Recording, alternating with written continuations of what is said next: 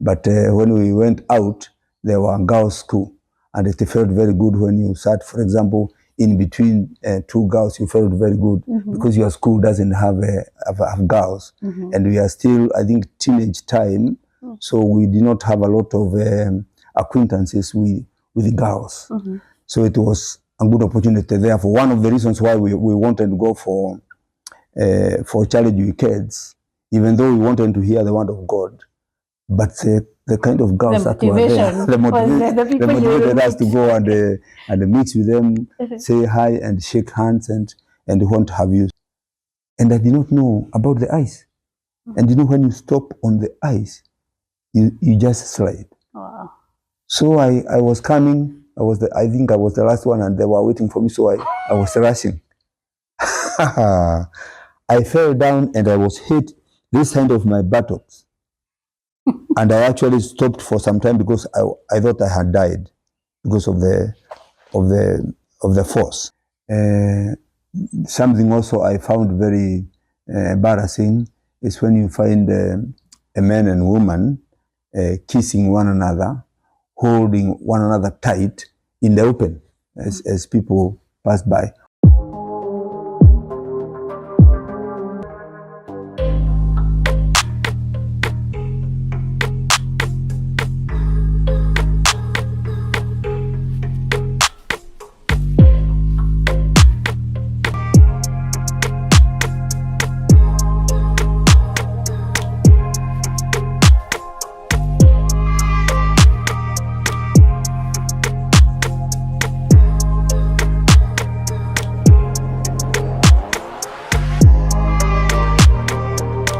Hello, good people. Suzie Yule Diadem, living positively regardless. Doesn't matter the point at which you are in life, but you rock positivity all the way. I'm so grateful to God for His love, for His care. Sometimes we pass through storms. Guys, let me tell you. But still we afford to laugh and smile because who is God? He is always with us. I am born again, reconciled with Christ. I don't know whether you are. If not, probably it's something you need to consider. But then let me ask, without Christ, where do you run to when things becomes heavy? Like if I tell you right now, if I open to you my heart, the things that I'm carrying, yet I'm smiling. Why? Because I've let it to Christ. So what do you do when you're not with Christ? Story for another day. Maybe you just need to ponder it and answer it to yourself, not here at Suzie Yule Diadem. Thank you so much for those who have been subscribing to our channel. Thank you for the new subscribers and welcome so much. Here we talk about positivity and here we only have positive energy only. So I will not take too much of your time. I just want to introduce you to our guest of the day. Today we have a guest in the studio. Before I tell you, let me welcome our guest. Hi, Reverend. Hello. Good afternoon. Good afternoon to you. Thank you very much. I'm happy to meet you. Yes. And I'm happy to be here. Yes. But before we start anything, I'll let you introduce yourself to the followers of Suzie Yule Diadem. Right. Hello there, my viewer. My name is Reverend Benson Kimaru. I live in the UK, but this time around now I have come home here. My home is in Kirinyaga County in Kenya. And that is where we are having this discussion. And therefore, I am very happy and I would like to talk more as you may have questions so that we can help the viewer who is seeing us and listening to us. Wow. So yes, guys, you've heard. So our guest lives in the UK and we are here in Kenya and we are doing this interview from Kenya. And now, I think the last after two interviews, the third one, we had a guest who was telling us his experience outside the country. And you guys, you came on his neck because I won't say it was on my neck, it was on him. And so now we are going to have an experience of someone who have lived there for years so that we compare notes and see, is it really that bad anyway? Or is it even that good anyway to be out there? So that's why we are here. We are going to have an experience. Let's first of all take a flight all the way to the UK and get an experience from there. But just before then, let's know about him, his life here in Kenya. So mchungaji, and I want you to just introduce us to your life growing up here in Kenya. It's funny the way I know about my my birth because my father married by my mom during the emergency. I think they married in 1953 because I'm told that I was born in 1954. There was a village in around this area, and the village was called Karia, and it was done during the emergency time. And I am told that my mother went there heavily pregnant, and my father had already been detained. But I am told that immediately after the village was built, and I understand my mother was joining other people with being pregnant, and they were getting posts from I think about 2 months away, and I cannot imagine how she managed to do that. Therefore, it was 1954 around April. So that is when I was born. Mm-hmm. My mother told me that, because she's not alive now, told me that she carried me for a long time, because people are doing a lot of hard work to do the trenches. There was not enough money, there was hunger, so her work was a bit limited. And therefore she used to carry me because the people who are making people work during that emergency time, if you had a child on your back, you will not be told to work. Oh. So for that reason, my mother carried me for a long, long time. Yes. Even when I was a big boy, I used to play football, and then she would be preparing some groyo. You know how they grinded the millet, mm-hmm, mm-hmm. And I would shoot the football, mm-hmm. and come back. And because the way my mother used to wear the clothing, one breast was somehow outside, the other one was covered. Mm-hmm. So actually I would come and get the breast that was out, mm-hmm. and I would suck.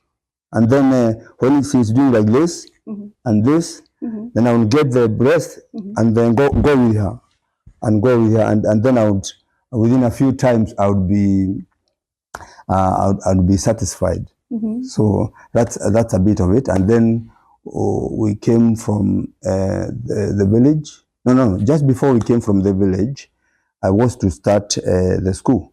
Mm-hmm. My grandfather had trained me to look after animals. So we used to go with him in the fields out there. And when my father wanted me to go to school, my grandfather told him, no, this boy is sharp. This boy is able to look after the animals. I go and drink 1 or 2 and come and find the animals are okay, well satisfied, well looked after. So what does he need to go to school? Mm-hmm. He is now a good boy. He has learned a lot of the names of trees, the name of fruits, fruit trees, and so on and so forth. He doesn't need to. And I remember since I was 6 years, my grandfather refused me to go to school, and he was not able to accept until I was 10 years. So I went to class 1. When I was 10 years old, I could not even go to nursery school because I was too big for nursery school. Then I think after that, then I was able to do my primary education, and I was able to finish my primary level. Those days, if a child passed an exam, it was the story of the village. Mm-hmm. So in my case, we were only 3 of us who were invited to go to admitted to go to a government-aided school. We were 3 of us. I remember one who became Karudito became a chief, mm-hmm. or a local chief. He was called Karudito, and then another guy by the name of Benson who became a head teacher. Mm-hmm. And for me, after studies, I became a priest. Mm-hmm. So we had those careers. And then after that, I came to want to go to full-time ministry. And that's where we met with today retired Venerable Alexander Sendi, my friend up to today. And we had a very good time in the college. And after college, we parted again because we went to various parishes and churches. In my case, I was, after I think 1 year being a vicar, I was appointed to be a radio producer and film projectionist. And therefore, I was going around the diocese, trying to teach clergymen and women how to speak behind the mic and how to preach for radio, for TV. And that was very good. So, and then I finished there. I was able to work as a minister, full-time minister in the Diocese of Mount Kenya East. And after which I went to Embu Diocese when Kirinyaga and Embu Diocese was divided. Rather, Mount Kenya was divided into Kirinyaga and Embu. So I chose to go to Embu. After 2 years, I think 1990, is when my wife got scholarship to do midwife in Mata Hospital. And I wrote a letter to apply for work in Nairobi from Embu. And the Archbishop, the late Master Skuria, was very kind to offer me a job in Nairobi. And then I stayed in Nairobi working. I think I worked for 14 years or so. And I had the opportunity to go to abroad, UK, where we have been since 2006 up to today. But now I am retired now, doing my own preaching, freelance preacher, and I am here only for my occasion of 70th year celebration. And then I'll be going back after that. I think that's a bit of my story. Wow. So I'm grateful that God is giving me opportunity to celebrate my 70th year this year. Okay. Thank you very much. Wow. Suzie Yule Diadem team, we must be very careful. We have someone in the house who has worked in the production industry for years before we came. Yes. So now I didn't know that we are going to be marked what we are doing here. Wow, beautiful. You know, they say there's this, the psychologists, they talk about an attachment and how it comes to our childhood, how it comes to affect our later life. And I see you, this mama's boy who has always at the back and breastfeeding. You think you're so clingy, like you like just being given attention, you like maybe your wife or your children or people. Do you feel like they are telling us the truth? To a certain extent, actually, because as you see, I started sucking milk from my mother's breast when I was a tiny child, and up to around 2-3 years, 4 years, and of course the circumstances, of course, led me to be even more of that because it was during emergency. Yeah. And I hear that people are getting hungry because you could not be allowed to go to the farms. I think there was a ratio of food and time going from one place to another. You had to get permission, and therefore I can see the reason why my mother had to breastfeed me all that time. Yeah. And therefore I think I got a bit slower in growing than other children as a result of that. But I'm happy anyway. I grew up and was able to catch up with the rest of the children. Allow me to ask you a very personal question. Because now I see you are the cream of the day, because that time someone being admitted to a national high school, man, we were all being told, you must study hard to be like so and so. So you now having all that, how did you now choose to be like a reverend when we are thinking that now, because you have such a good chance, you'd be thinking of maybe becoming, like you're saying, your colleague, a head master, you are thinking of becoming someone like, why did it occur to you that you can work in church? When I grow up, I want to become a pastor. No, in my case, I think, by the way, I actually did not have an idea of how it all happened. I have got a memory of one time when we were in school, in the class. When we came out of the class, some children started talking about Sunday school. So I wanted to inquire, what is this Sunday school? Because I only knew the class I was going to and the teacher I was going to. But I prepared to go to this Sunday school. Unfortunately, I did not know that they give offering. So when we were in the Sunday school and it came the offering time, Toa Dada, we used to sing, Toa Dada, Toa Dugu, Kile ulicho nacho, and you can continue. So I felt a bit ashamed and embarrassed. But one thing I remember very well is the kind of flip charts that the teacher showed us.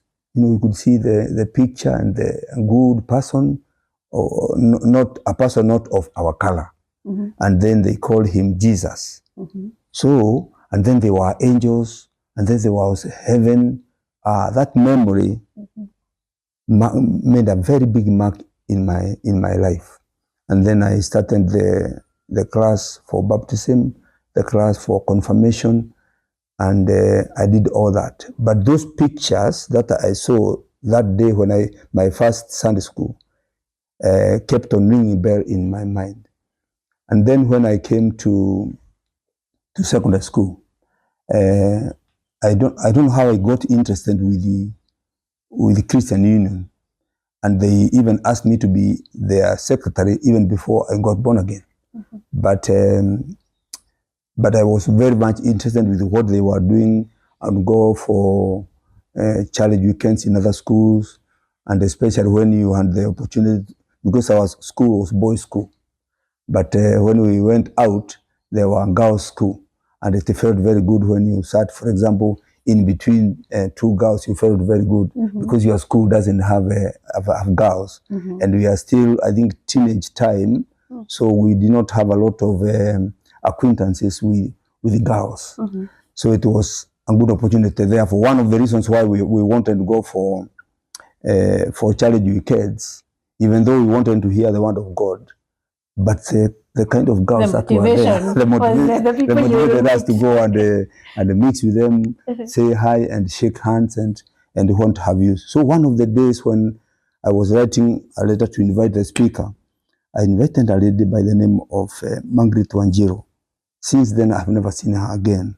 But she preached, and at the end of the sermon, she asked, whoever may want to come to be born again, please raise up your hand. And I raised mine, because I did not see the reason why I should not get born again. So, and then when I was there, she said, all those who have raised their hands, please come forward. And I did come forward. And I did not know, it looked like a drama, until I reached in front of people and saw everybody looking at me. Of course, I was able to say that I'm born again. And that was, I think, 1975, May. But the drama was in the evening of that day. Because when I went to sleep, I think the mark Jesus had done in my mind was so strong, because I wanted to continue praying. I tried to sleep because the bed was double-decker, and I was under. There was another guy up at the top. So I tried not to make noise. So I tried to hold my lips like this, but I still needed to pray. And therefore I started shaking the whole bed. And the guy at the top told me, you are disturbing me. We need to sleep. So because I did not want to disturb him, I walked out. By the time I walked out, I started now wanting to say to God, thank you so much. And I did not have the words to say it. It was so good. And I realized now I'm talking in words I could not tell what they mean. And when the watchman saw me, he thought actually I had run mad. So he went to the headmaster, because he thought I was a mental case. And the headmaster came with him, and they wanted to come near me. Of course, they were fearing what the reaction I can do to them, because I'm talking in a language they can't understand.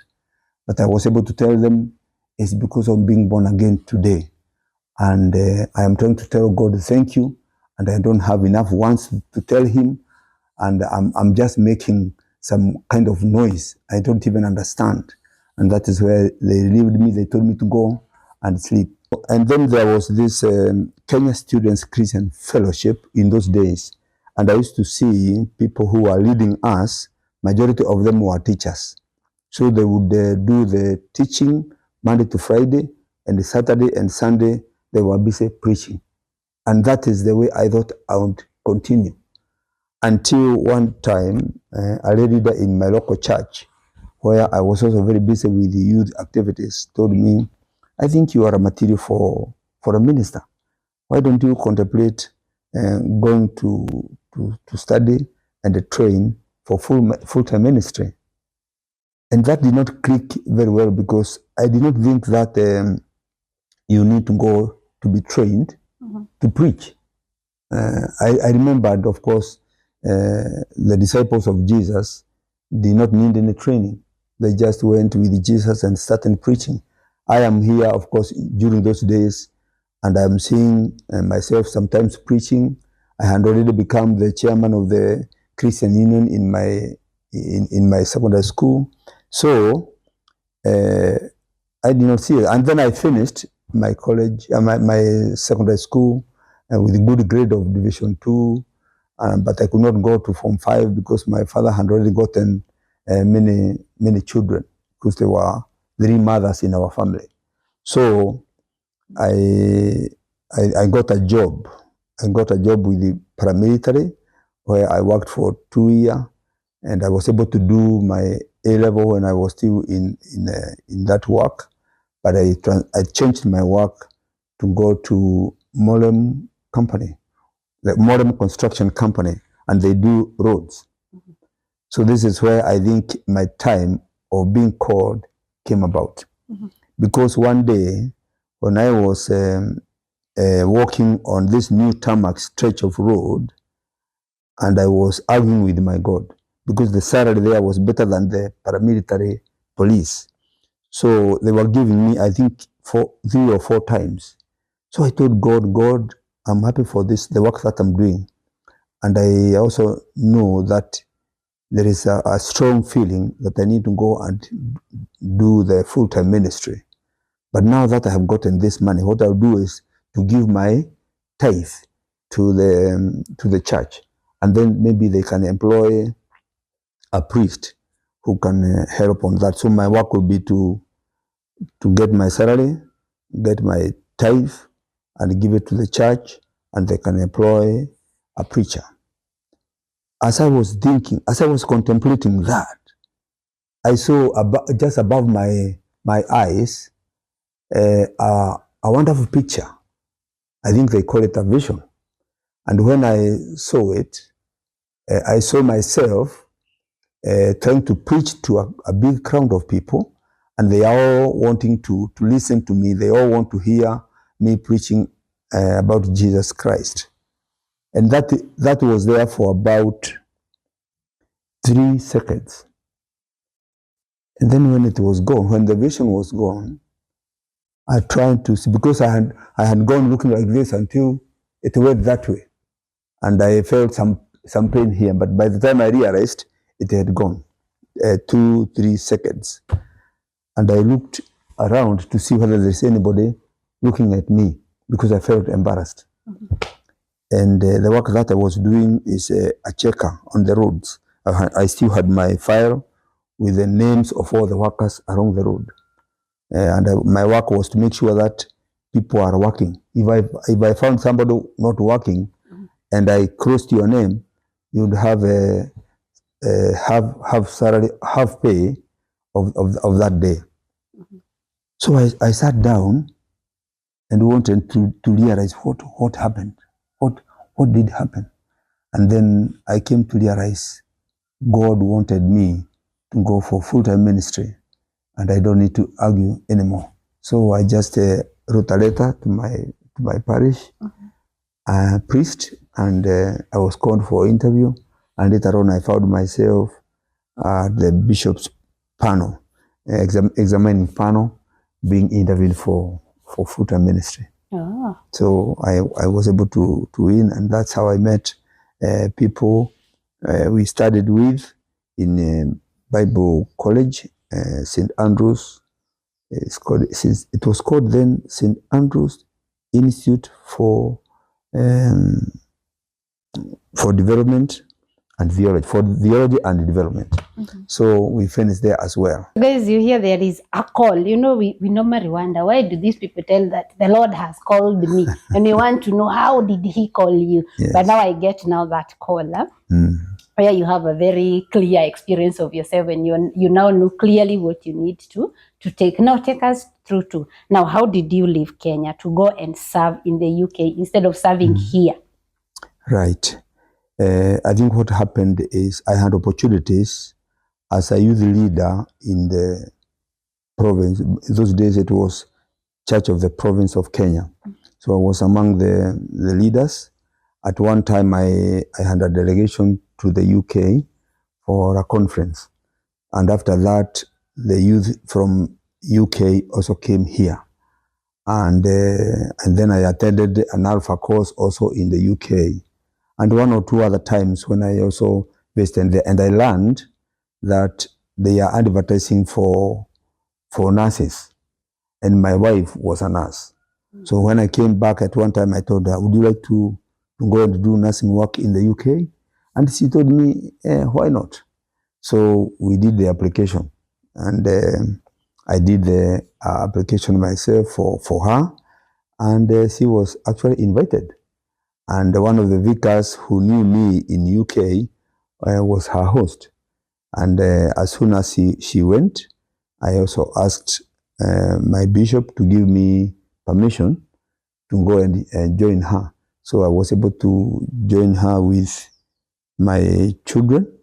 And then when we went there, of course, I had to look for work. And clergy work in the UK or in the Church of England is different from the Anglican Church of Kenya, in the sense that it is not the bishop who appoints you to go and work in a parish or in a church. In UK, it is you look for vacancies in the parishes, in the dioceses, and then you look for the one that you think is best for you, and you apply. And when you apply, there is the interview panel formed by the parish, and you go there, they ask you questions. Sometimes you may be not only you have got one or two other people, other clergy, who are interested. So I did the interview, and then I won a place. The place was called St. Saviour's, Dalston. That's where I started as a parish priest. And they actually called me the team vicar, because it was a team ministry. Yeah. Wow. How was the life moving from Kenya now to settling to UK? It was not really, it was exciting. I still remember my last born was very exciting to the extent that we went to the airplane, and until we got in, we were sitting like this. He was here with me. His siblings were here. And then he did like this. Hey, excuse me. And then he said, now, do you know now we are actually in the airplane. Now we are going to Europe. We are going to UK. Please let us pray. Daddy, please pray. So, so I prayed. And when I held his hands like this, I could hear them shaking because of the excitement and the curiosity. So we went to the UK.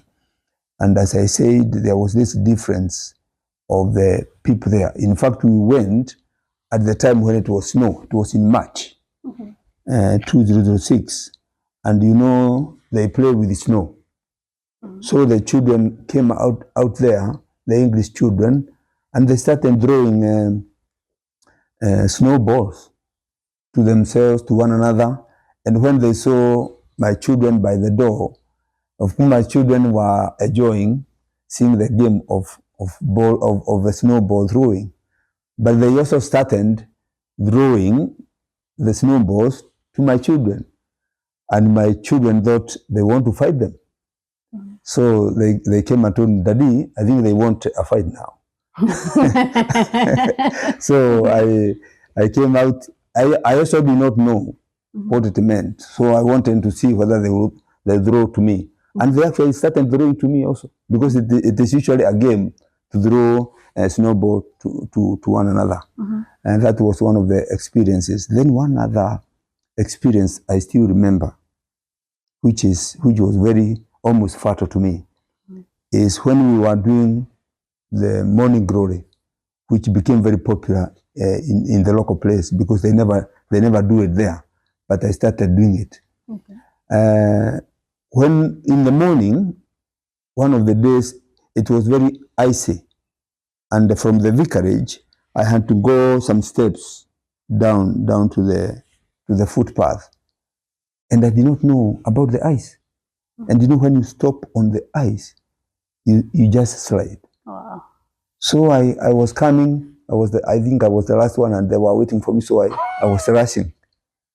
I fell down and I was hit this side of my buttocks, and I actually stopped for some time because I thought I had died because of the force. So I went I went back and I listened to myself. Of course, it was all pain all over, and I did not know what to do. I could not go to pray that day. So I came to discover you have to be very careful about ice, because you can fall on ice. The other day, the other time is when I bought a car and I was driving, and again it was icy on the road, and I had to skid all around. I could not control my car, and it is because of the ice. So that's one of the things, because in Kenya I only drove on mud, so I know how to negotiate and manipulate the mud. But this time it was not just snow, which looks like mud, but also ice, which is even dangerous, because the car cannot be able to travel well on ice. I'm sorry, I'm laughing because of the way you're explaining the fall. I know I'm supposed to to feel sorry, but the way you're explaining it. Wow, apart from the ice, which other things would say you found, like did you experience a culture shock? Yes, we also experienced culture shock. I think my first one was when I was going on steps. You know, when you are going steps going up, and then there were these two young girls, and their skirts are too short, and I felt very ashamed, because as they go up, you can see are they called knickers, but behind them. So I thought that was very bad, because I am used to girls in Kenya putting good dresses and long skirts. So this was like I felt really very, very sorry. And every time I went to outside to the community, I thought the women are very loose, and it's until when I go to church when I find women wearing good dresses and good skirts, and then I think the Christianity has got a very big to play in as far as good culture and good clothing and wearing of clothing, especially on the side of women, is as far as the wearing of clothes of women is concerned, is a bit better. Yes. Have you adjusted to it? Are you trying to preach to convert people to wearing decently? Being a pastor there. No. I could not talk about it in church, because it is something acceptable by them. Something also I found very embarrassing is when you find a man and woman kissing one another, holding one another tight in the open as people pass by. Of course, when I came to Kenya these days, I've seen also the children are doing the same here. But I never used to see it when I was growing up. So I don't know where it came from, but maybe it came from the Western world. So the girls come from school, they are smoking. The boys from school are smoking. And you can't understand. When girls and boys make friendships, the boy is able to visit the girl at their family home, the boy will sleep there and stay there, and that is very accepted in the culture there. For me, it was not. I did not expect that to happen to my children. So we used to argue a lot with my children. One of the things that we used to argue about is their English, because they started forgetting Kenyan English. They now are speaking English. And I told them, please, when you come in the house, you speak Kenyan English like me, and that is okay. But they found it very, very strong. They were telling me, Daddy, this is not fair. I think you are discriminating against us. I think you should give us freedom. And I stood to my position that it is good to speak good English. I think the other thing was the things the boys do. So they want to appear funny, like putting, we call them mendos here, and also cutting the hair in a different way, and you look very weird. And I did tell them, I'm not going to allow this to happen in the house. So until you leave the house and go to your places, you can do what you want. But when you are under me and under your mom, we will not expect that to happen here. And I'm glad that they listen to us. And they have grown without having a lot of things. I don't want to condemn the children of parents who didn't go to that extent, because God helped me to tame mine, and they were tamed, and that was at least a bit better, because they did not grow dread, what do you call them? Dread hair or something? Or dreads. Dreads, yeah. And you look like we used to see Mau people. And that has not happened to my boys. But in the church, I normally see in the UK children who are like that.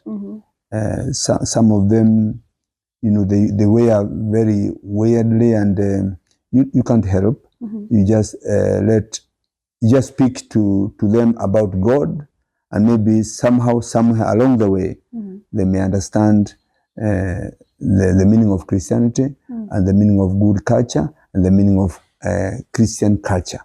And I have seen that happen in my church as well. How was it serving? Was it any different serving from how you served? You were still a pastor when you left. Yes. So serving in Kenya and serving in the UK, did you have any differences? No, I think the system is a bit different in the sense that majority of the Anglican churches now in Kenya usually would have an open worship.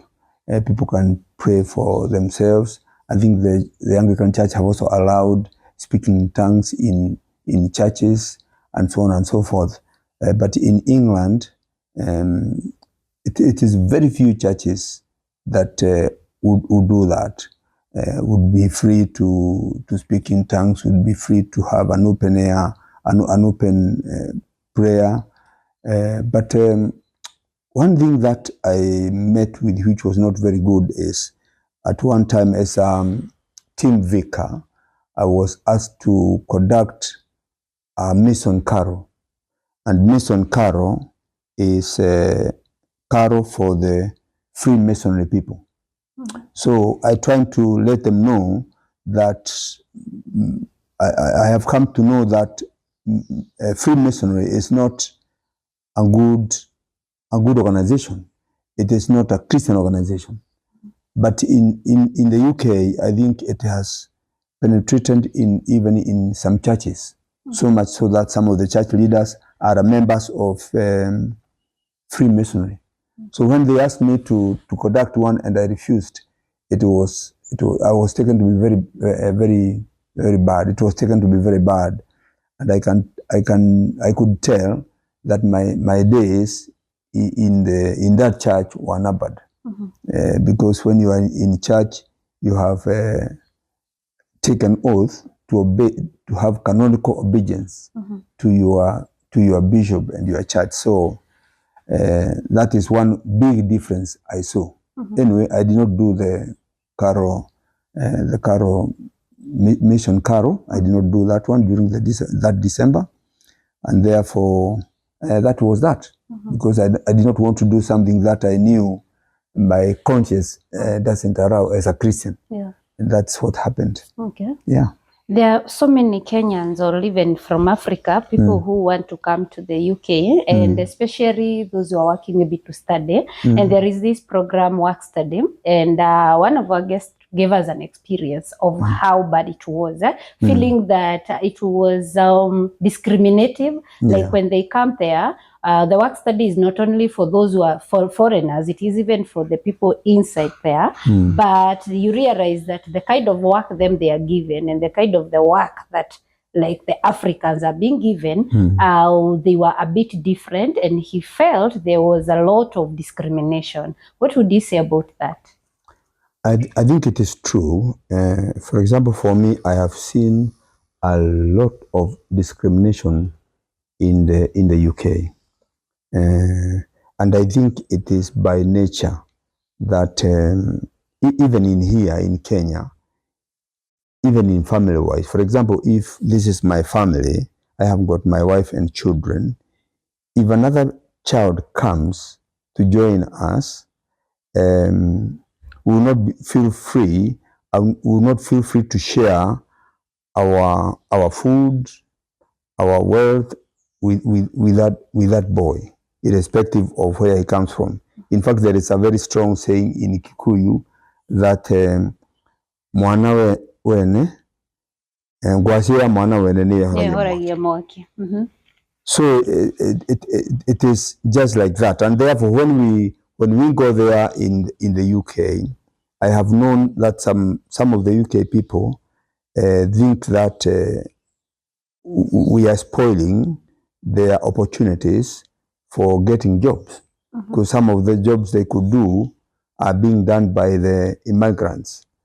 But at the same time also, there is a point of, for example, in my case, when we did an interview, I had to prove to be twice as better as my competitor to get the job.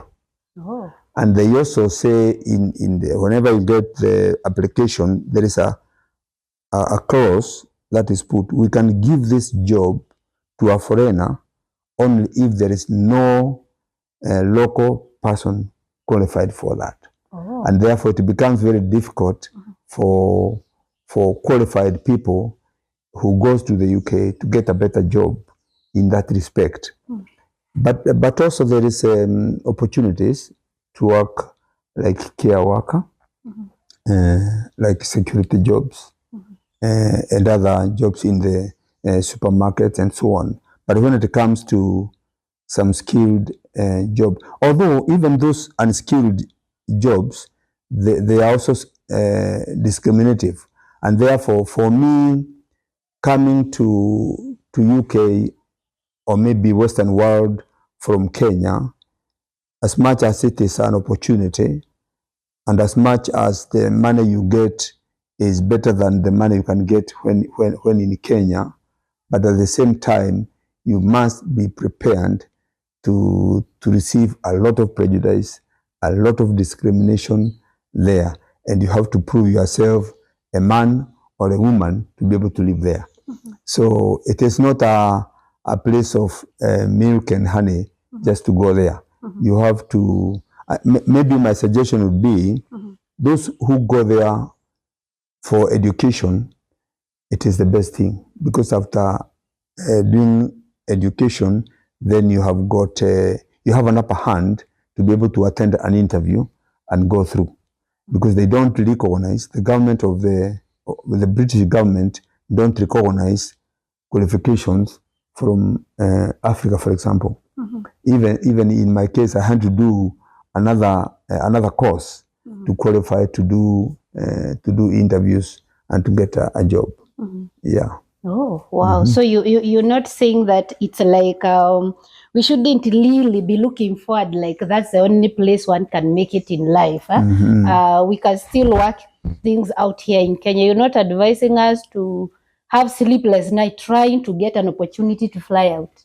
Yeah, I am aware that many people are looking for opportunities, and I am also aware that many people who have gone to the UK have made lives better for themselves and also for the people back home. But at the same time, it is not milk and honey. It is not a silver plate. Okay. In fact, I have known, if you today did some research of people who have had to die because of working in abroad, there are really very many. And I'm talking only of the UK. I'm not now remembering the places like near the Gulf, or Saudi or Qatar.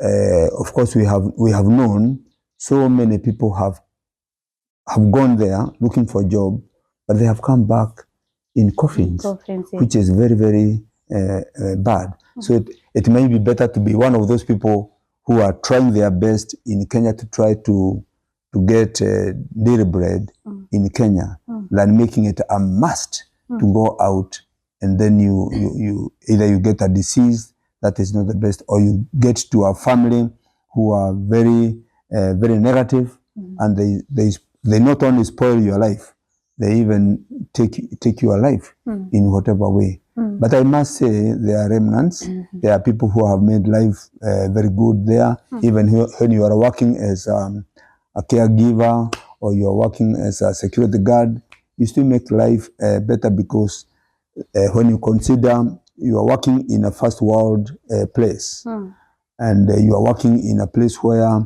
the currency, for example, the pound, is very good. It is now, I think, 168 per pound.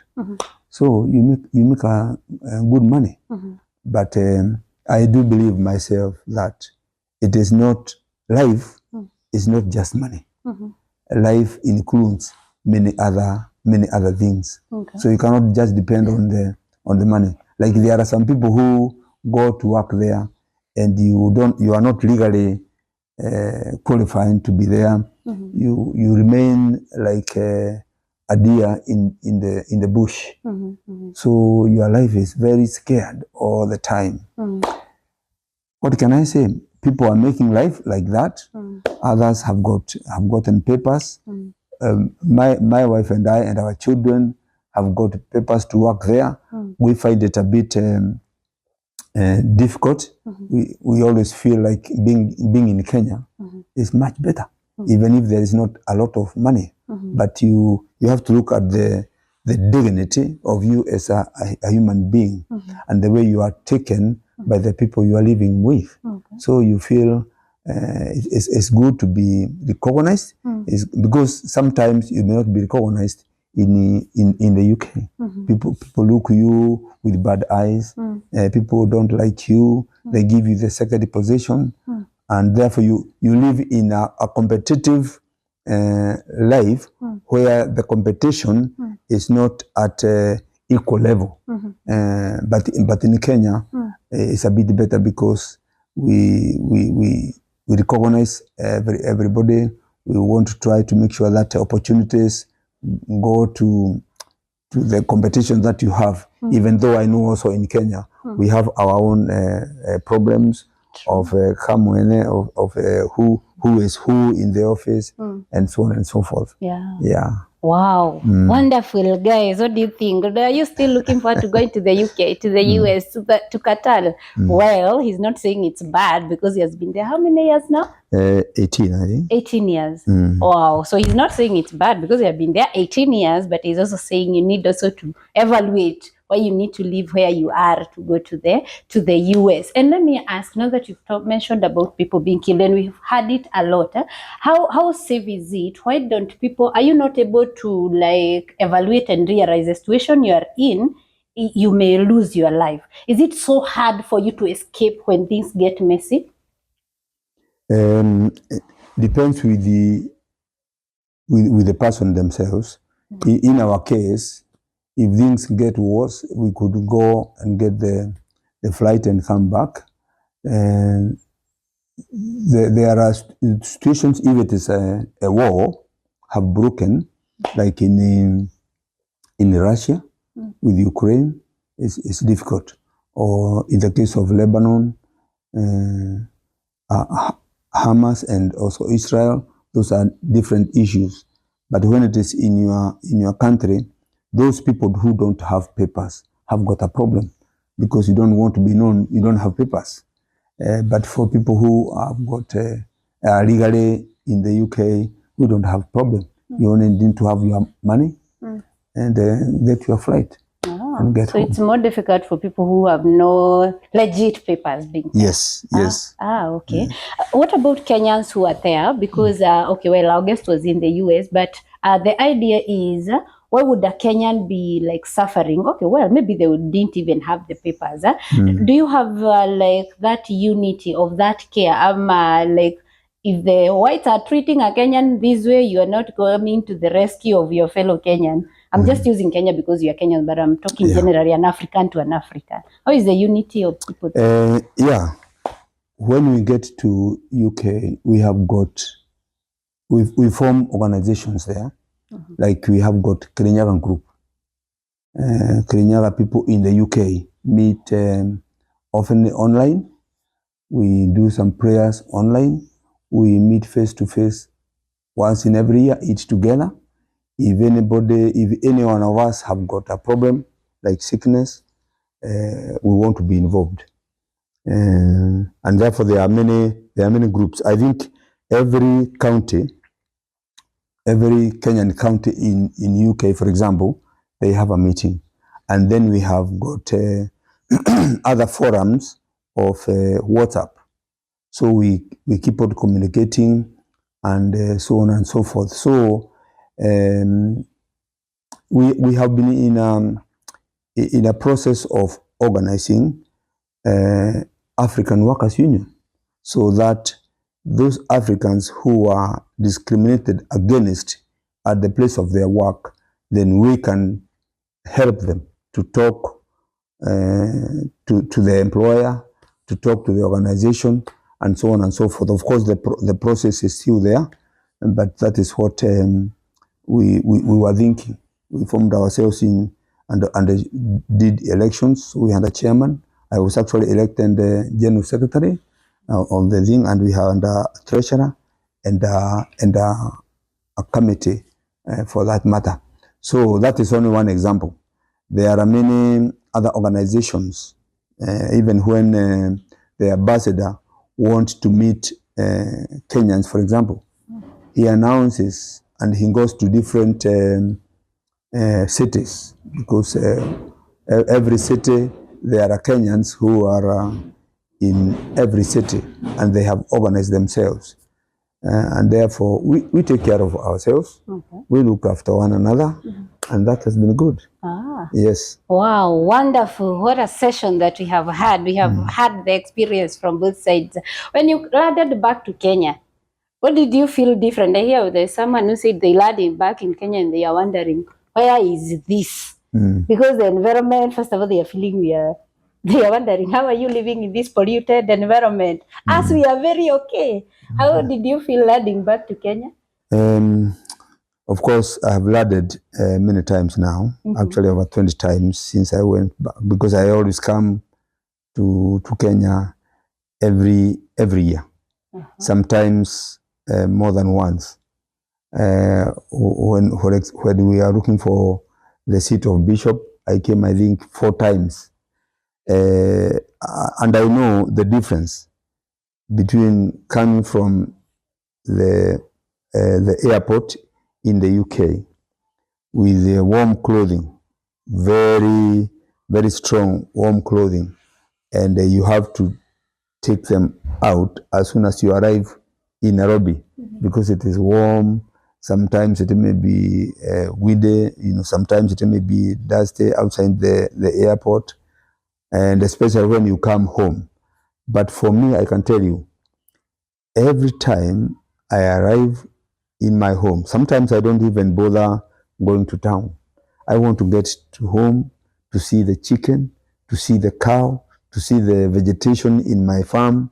That makes me very, very happy. I do not know about other people, but I love Kenya very much. I love the people. I love the fruits. You don't have fresh fruits in the UK. In fact, there is nothing that is, not many things that are fresh, except for the fruits that are grown there, like apple and pear and others.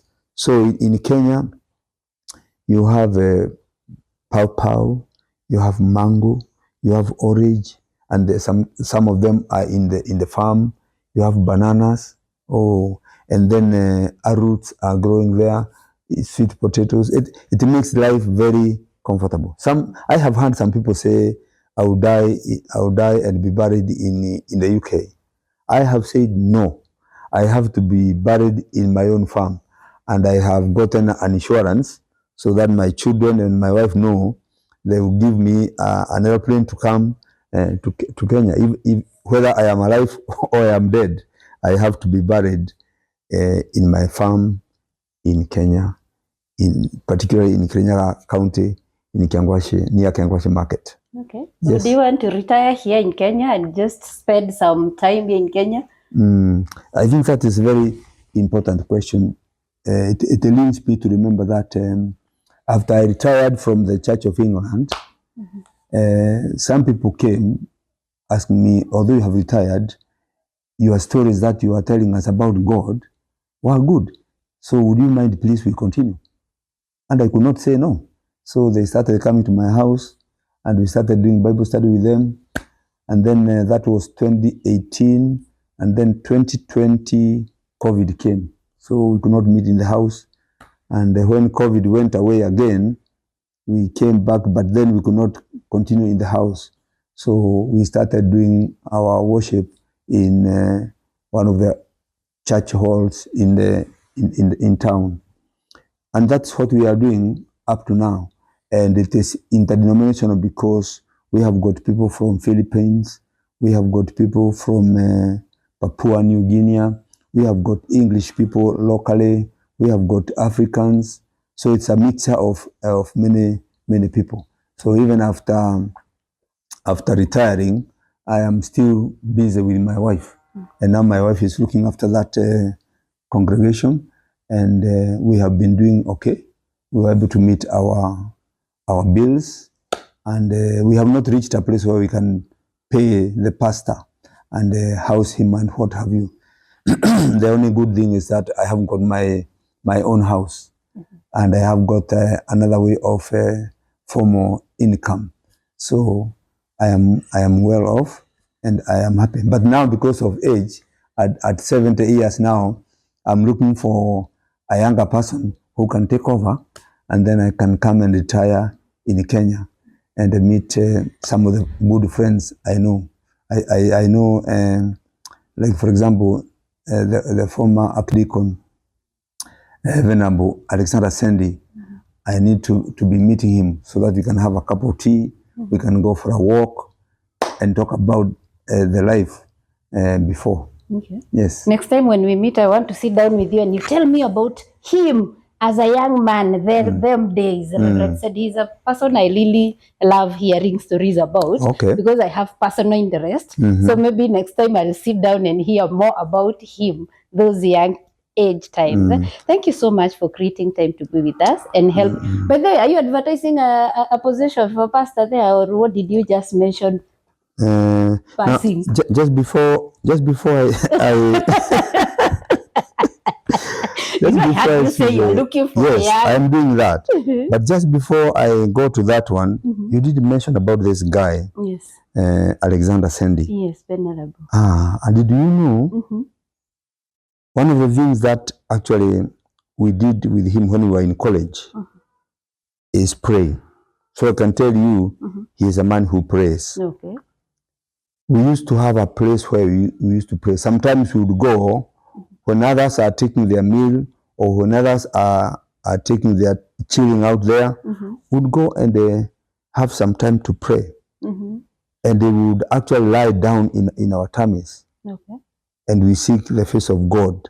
We were about 5 of us, I think. There was somebody called the former bishop now by the name of Charles Mwendo, who was a bishop in Meru. We had another one called somebody Mwale, can't remember the English name, and we used to have to sleep down, and we would continue praying about ourselves. We would still continue praying about the wives that God will give us. Okay. And you can imagine it was so good. Okay. Can you imagine having a place where there is grass, and because you lie there regularly until the grass fades away. Wow. It is only the soil now, you can see the ground. And that was lovely about him. Now, concerning this position that I'm talking about, I don't think I would like to invite applications. Oh, okay. Okay. But what I can say is that if somebody, God has talked to them about being an assistant minister in an interdenominational Christian setup, then why not? They can ask me, they can inbox me, and so on and so forth. They can get my details from you, and then we can talk, because at the age of 70 now, although I know the Bible talks about age doesn't matter very much, you can continue, but I think I would be doing a disservice, not only to myself, and not even to only the church members that I have now, but also to the world, because I cannot work the way I used to work when I was a young person. And therefore, if I am able to see a young person, whether it is a lady or a man, I would be happy for them to come and take over. And I believe they will be able to do at least a little bit better than I'm doing, because they would include digital work and computer work that may be limited to a certain extent, because these days online work, digital work, ICT is very, very important, and mine, I know, is limited. It's not like the way it used to be 20 years ago. Yes. Wow. I hope we don't start calling ourselves, because you have said, oh, if one has had the call from the Lord, you can hear the word UK and you decide to call yourself to go to the UK. Wow, that is so wonderful. You should meet the retired venerable. I don't think today he can lie that flat, because now he has a tummy. I want to believe those days you are doing fasting and praying, and you could not even have a tummy. We are calling them public opinion. Oh, yeah. So now I'm not sure he can do that. But so being a man of God for that time that you have been in the UK, I don't know whether those days there was this, what has come today about the issue with same sex, and it has come to a point where even us here in Africa, and particularly in Kenya, we are wondering, do we accept these people in the church, and all who are these people really? How has it been? Has it brought any division from your space? Homosexuality in church? Yeah, I think on the whole, the perspective is, for example, in the Church of England, the church has been dwindling, and the Christians are getting fewer and fewer, and therefore, because of the big buildings, and the Christians are getting fewer, therefore some of the churches are being closed in a very big rate. And therefore, when the homosexuality came and became a problem, the Church of England have lost the moral power to speak against it, in the sense that they want more people to come. So when you come to church, they don't want to talk of who you are and what you are, because already they are weak. And therefore, from that perspective and position, it became very, very easy for many to accept the homosexual issues and what have you. But we are aware that some of the people also in the UK don't like it, have spoken against it, but the majority, of course, majority dioceses now have passed to accept homosexuals, and also therefore there are some practicing homosexuals in the churches today. Personally, I don't accept that. I don't think it is good whether there are people coming into the church or not. I don't want to compromise my gospel. So all that I know is, of course, you cannot speak openly against them in the church. I think the best thing that one can do, and I used to do, is to love them, show them the light, let them understand the biblical concepts, and maybe along the way they may come to see that homosexuality is bad on their own.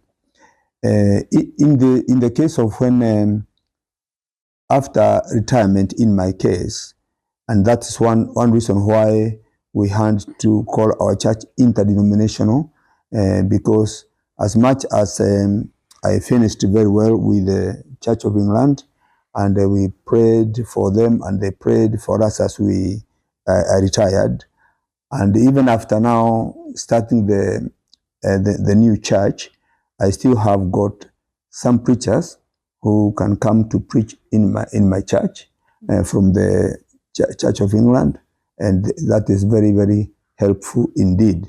So the issue of homosexuality, of course, have divided the Anglican Church, the Anglican Communion, almost into two.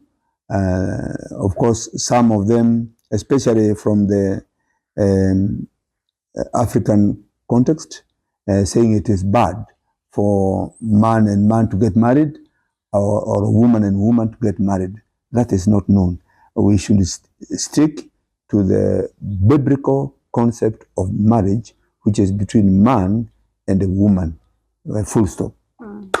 So otherwise, in my case, or in the new church that we have established, we have not had that problem, and the issue of whether we are together and whether we are in the hierarchy, that has not come into play at all.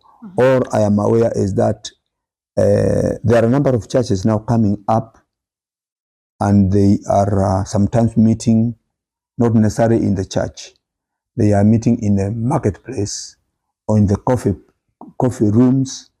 They are still related to the Anglican Church, but the authority that is above them may not be strong on them, because they don't want to instill, for example, the way they pray, or the way they do their things, the way they conduct themselves. They have got a freedom, a very good freedom. We have the Alpha course now that have started in the Anglican Church and have gone to many churches, many interdenominational churches, and it is doing very, very well. So that is what I can say as of now about the homosexuality in the church. But I know also not only the Anglican Church, but also the Methodist, the Presbyterian Church, the Roman Catholic. They have all embraced in one way or another the homosexual life in the among their Christians and what have you. Where do you see the future of the church? Do you think finally we look like we are going to accommodate a lot so that to allow people to still feel accepted in church? For me, as we go along, we shall consider homosexuals just like we have other people who we think they are sinners. They normally come and worship with us. They do contributions, they do offering, they do tithe, and we pray for God to bless the tithe. We pray for God to bless the offering and what have you. So I am seeing like the homosexuality will remain with us, because they are individuals, they have formed organizations, they have got pressure groups and what have you. But then the proclamation of the gospel must continue, and urgently, with all the importance, so that whatever the other people who believe in different ways are, they will continue hearing the gospel. And I believe because of the power of the gospel, some of them will continue knowing Jesus, because the power of Jesus is able to cut both edges. It is sharp like a double-edged sword. And concerning the future of the church, it's a bit sad that there are a number of churches now going down, not only in the Church of England, but also other formations like Methodist, like the Presbyterian, like the Roman Catholic. They are all shutting down. In our neighborhood, for example, where we normally meet, we have a church which is now not being held. No service is taking place there, and we are negotiating to see if we can be allowed to be meeting there, even if it is at a cost. But my advice maybe would be to the new coming preachers in the Church of England, that when people are getting fewer, when the congregation is getting older, it might be good for the pastor or the clergy to look for a simpler build that the congregation can afford to pay for warming, because the cost of warming buildings is also, or heating, is very, very high in England. Okay. So that must go together. And then the way that can attract the young people in the church should be looked for as much as possible, because we need young people in the church. Wow. I don't know if there is anything that you feel you wanted to share with our viewers before we end the show, so that I give you that opportunity. I think the only thing I can leave with the people is to let them know that when you know the will of God and actually want to do it, then you are better off. And when you want to seek the face of the Lord, He promises His blessings to you. And this is something that I have seen, I have experienced it along the way as a Christian.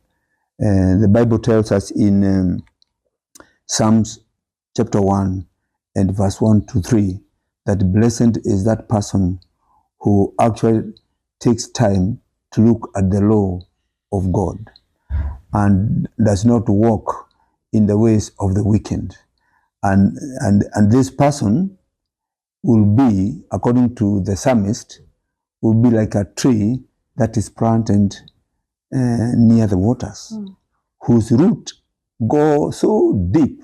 This person who reads the word of God and therefore gets rooted, and the psalmist is saying they are like that tree which is planted by the waterside, whose roots go very deep and whose leaves are always green.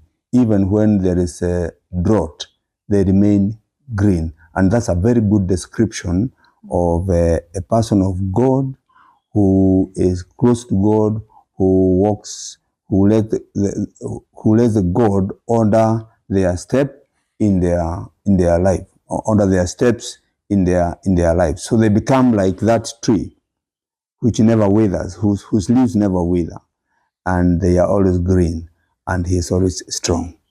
Thank you very much, and God bless you. Amen. Amen. Thank you so much for your time. Thank you guys for keeping it here at Suzie Yule Diadem. Have you learned a thing? What have you learned? Please give me your comment down here. They help me understand even what we are the discussions we are having with our guests and from your point of view. So kindly leave me with your comment. Like, share this video. Let many people learn about life here in Kenya and also life there in UK. For now,